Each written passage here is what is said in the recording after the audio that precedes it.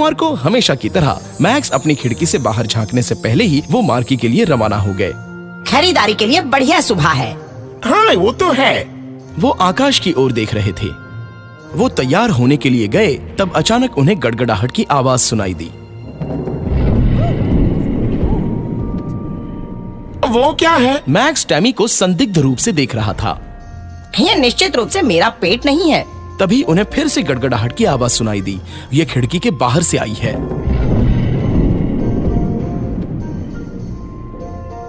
मुझे उम्मीद है कि ये बारिश और हमारी खरीदारी यात्रा को खराब नहीं करेगी। अरे नहीं, मुझे आशा है कि मैं इस यात्रा के लिए उत्सुक नहीं हूँ। चलो, बारिश शुरू होने से पहले जल्दी चलो। मैक्स को खुश करने के लिए टैमी ने कहा। टैमी और मैक्स अपनी छोटी लाल कार में सवार हो गए और जल्दी ही बाजार गए। मार्की शहर बहुत दूर एक पहाड़ी पर बसा हुआ था, इसलिए उन्हें घर लौटने के लिए पूरा दिन लग जाता था।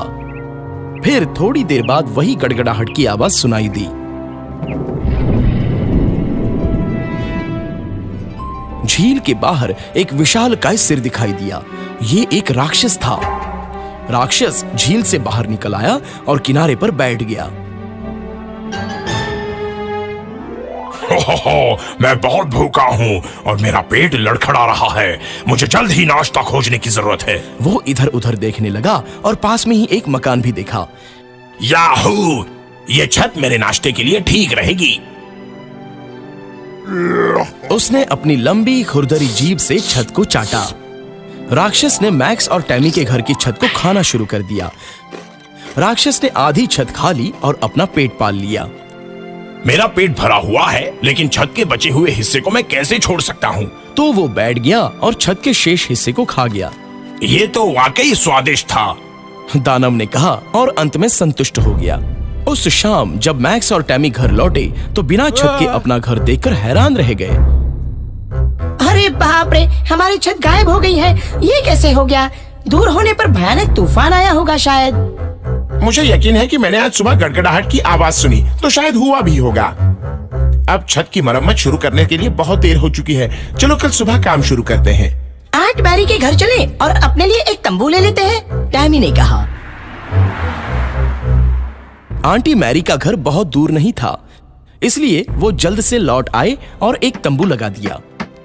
उन्होंने फिर एक कैंप फायर जलाया और उसके सामने बैठ गए।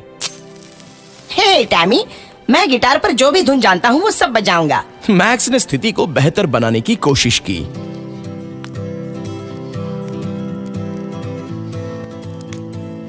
अरे ये बहुत अच्छा लग रहा है। टैमी ने ताली बजाकर और गाना गाकर मैक्स का साथ दिया।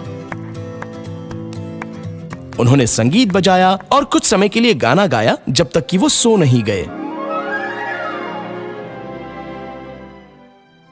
अब झील के पास में राक्षस पूरी छत खाने के बाद पेट दर्द को लेकर संघर्ष कर रहा था।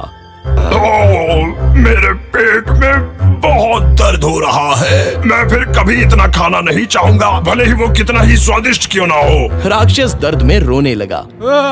अगली सुबह मैक्स और टैमी ने छत को मोड़ना शुरू कर दिया। दोनों बच्चों को कड़ी मेहनत करते देख राक्षस को उनके लिए दुख हुआ।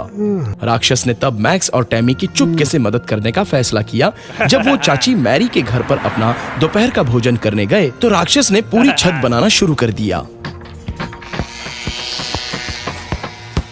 मैक्स और टैमी अपने घर की छत देखने के लिए घर लौट आए तो वो हैरान थे। और जब उन्होंने देखा कि उनके घर के दरवाजे पर एक पर्ची चिपकी हुई है, वो अचंभित हो गए। मुझे छत के लिए खेद है। आशा है कि आपको मेरा ये तरीका पसंद आया होगा। आपका मित्र। मैक्स और टैमी बहुत ही खुश थे। दयालु मित्र का स्वभाव देखकर वो अनुमान लगाते रहे कि ये कौन हो सकता है, लेकिन वो जान नहीं पाए। थोड़ी देर बाद उन्होंने एक बार फिर वही गड़गड़ाहट की आवाज सुनी।